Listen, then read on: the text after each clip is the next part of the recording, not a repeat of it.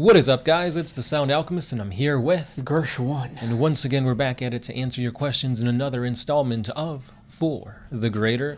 This is a video series where we answer the questions left by you, the viewer. If you have a question for us, comment down below. Put question in front of your question because we get to those questions first.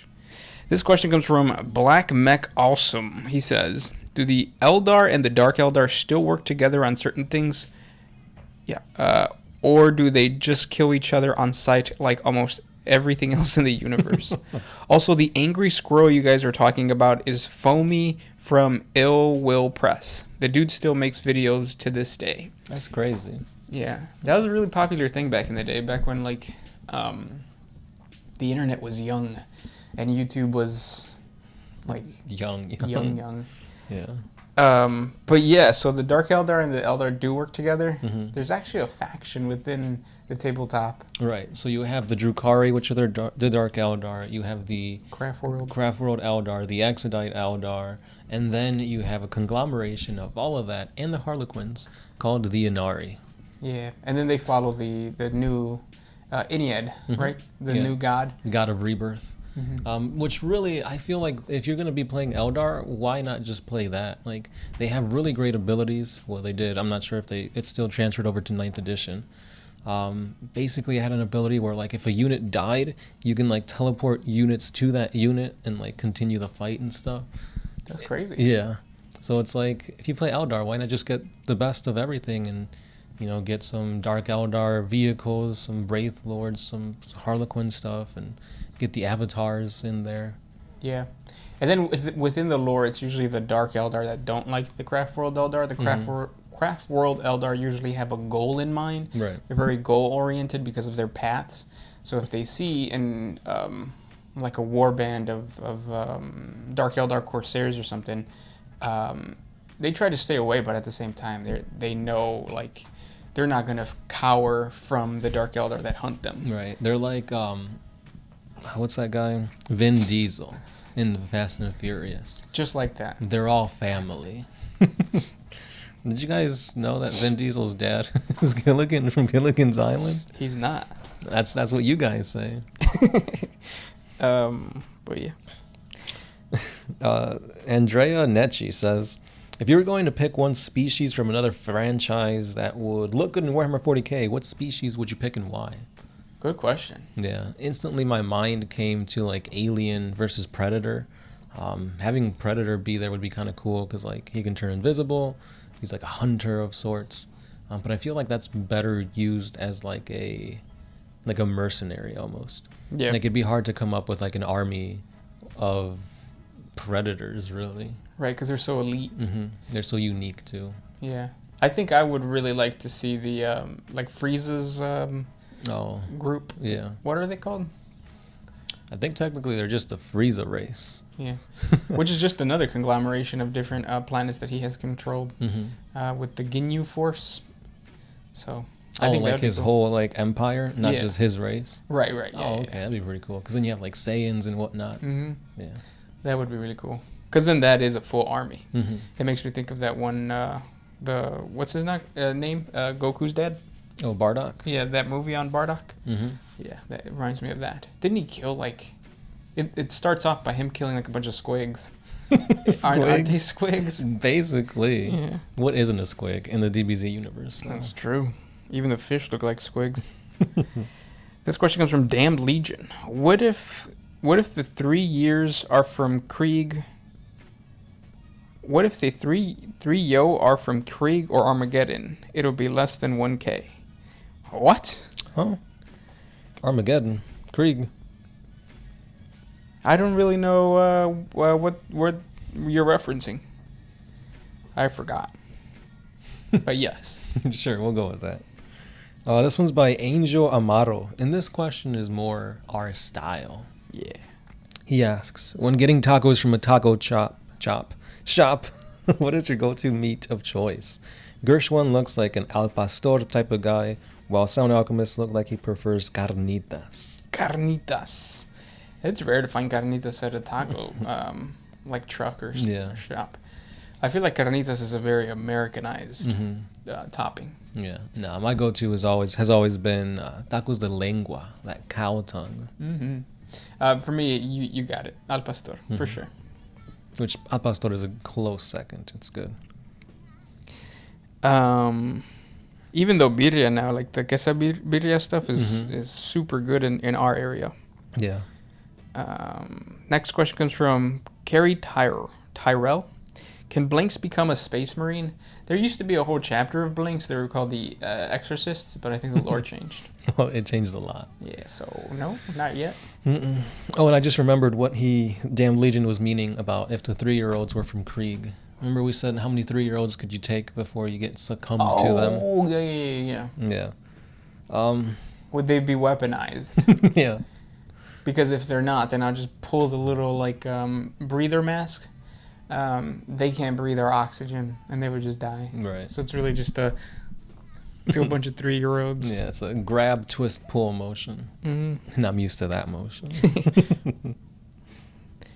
Next question comes from Sapper12B.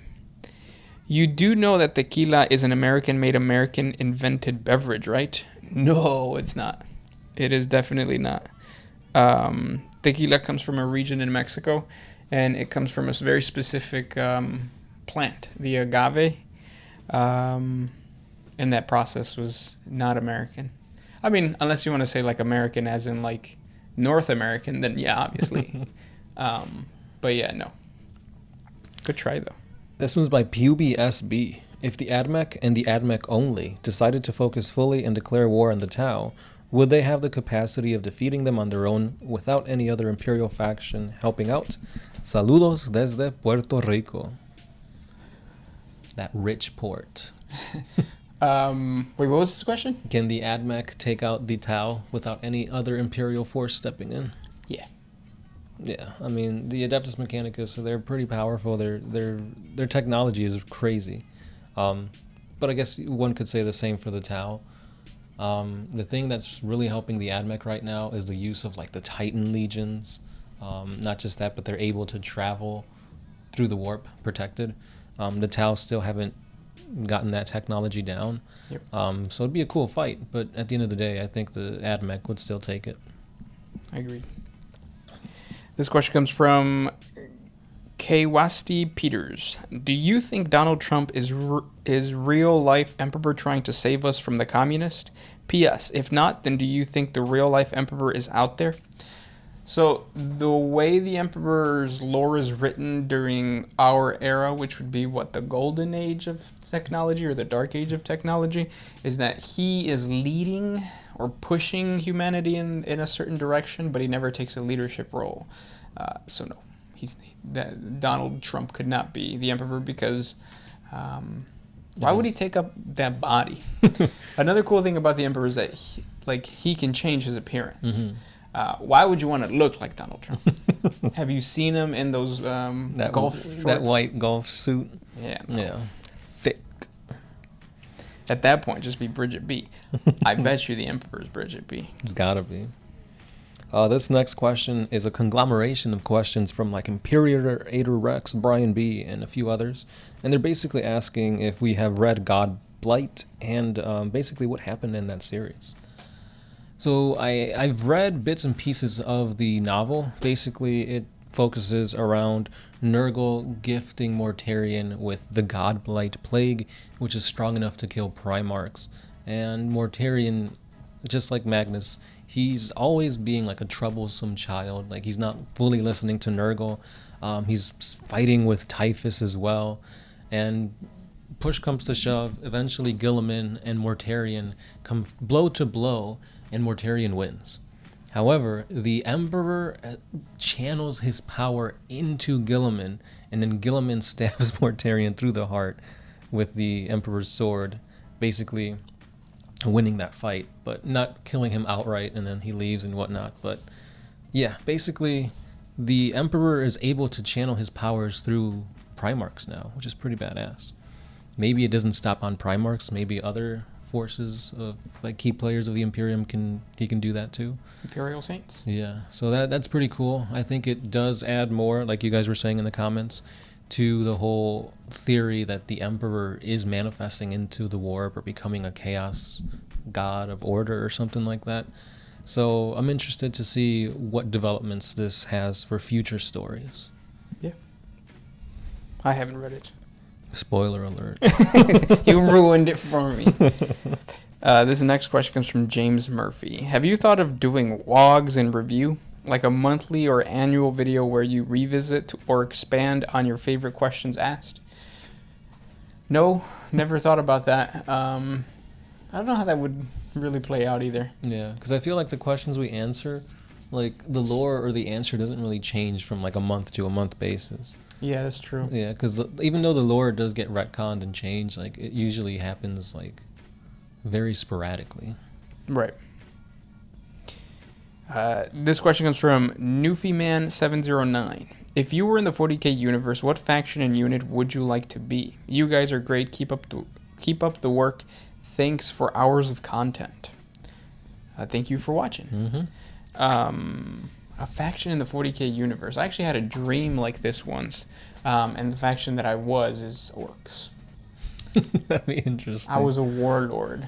But I looked like myself. No, you looked like you, but you were a warlord and taken in by orcs. Yeah. Interesting. Kind of like Tarzan with the gorillas.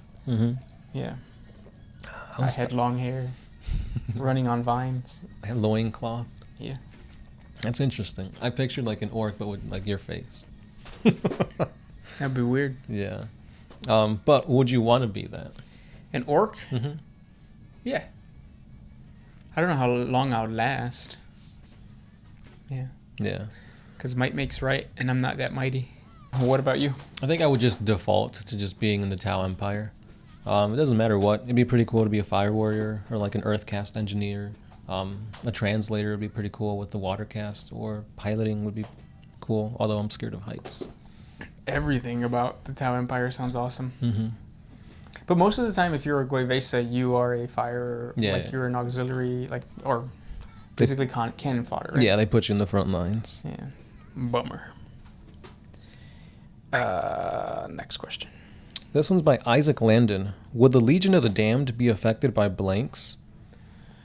They could be, because they do have some type of warp juice coming out of them.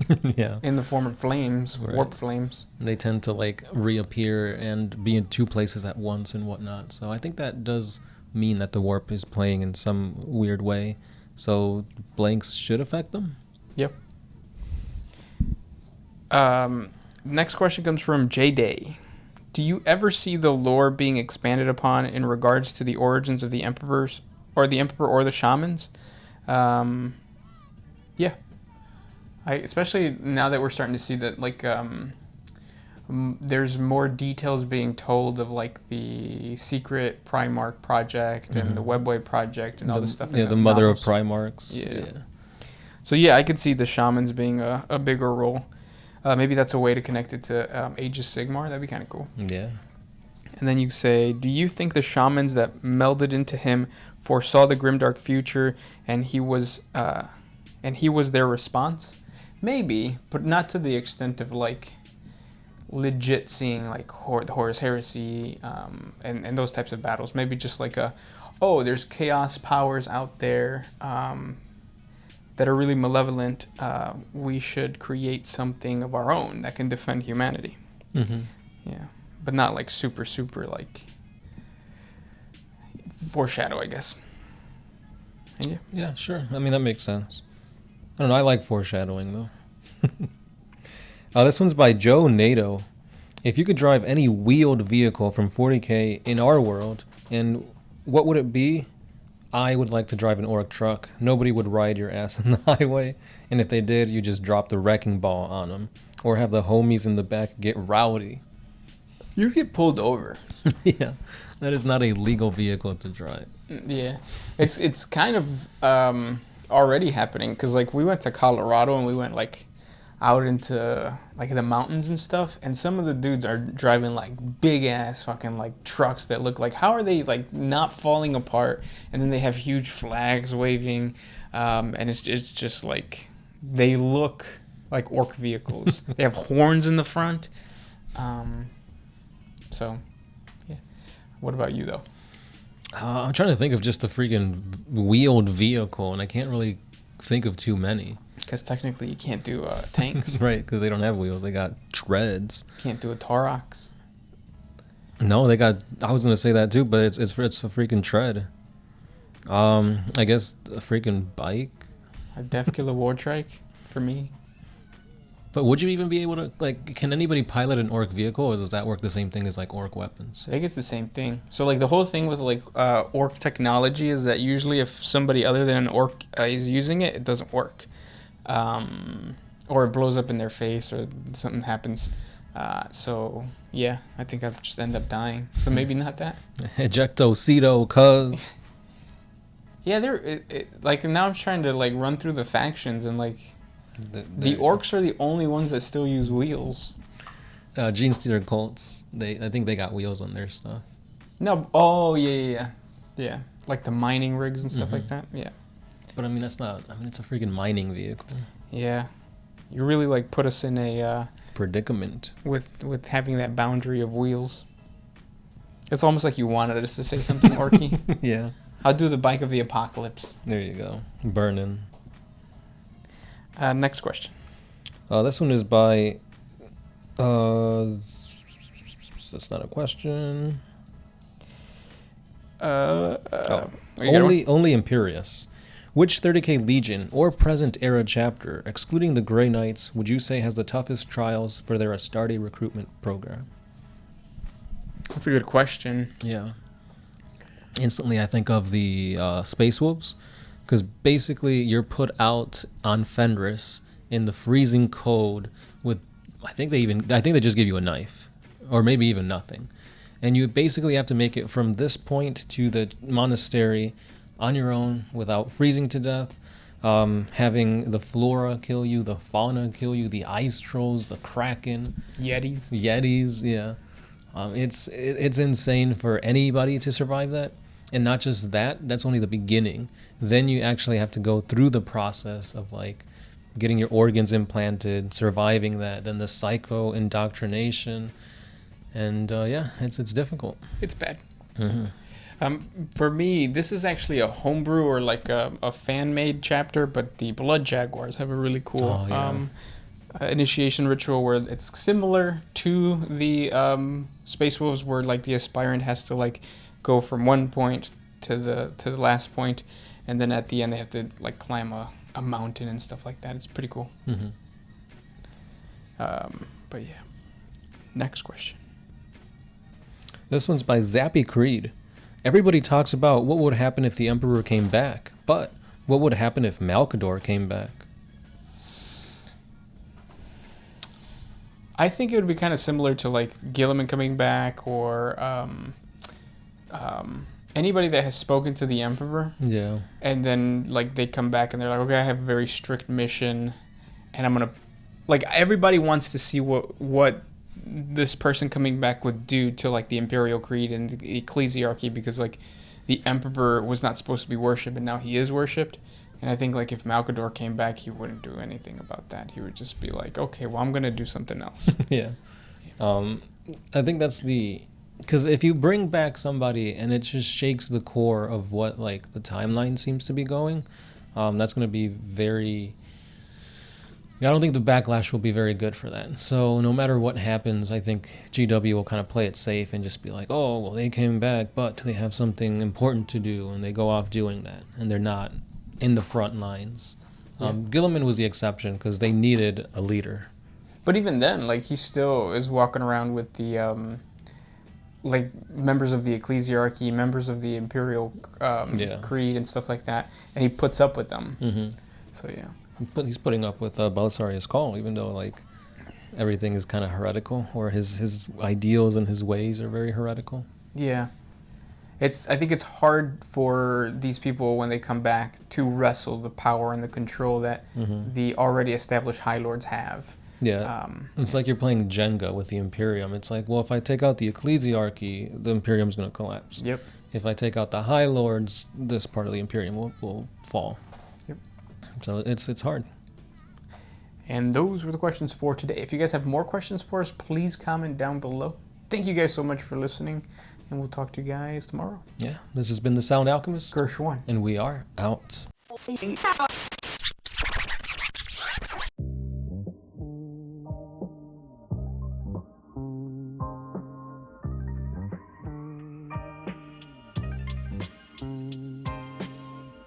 Always used to put my freedom first in any situation.